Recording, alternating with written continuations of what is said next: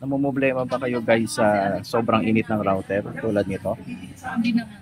Ito ang recommendation ko sa inyo. Gawa kayo ng ganitong DIY na router pad cooler.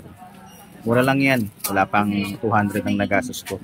Kung meron kayong mga spare na items, spare na CPU cooling fan, 9 volts adapter, pwede na yan.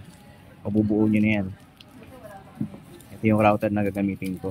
Ang router na yan ay yan, TP-Link AX1800 dual band Wi-Fi 6 router.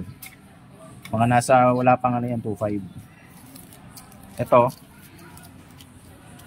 bali wala pang 300 yan. Bali sabihin natin, nagastos ko mga 2,550.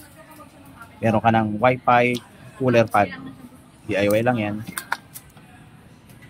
Bye-bye.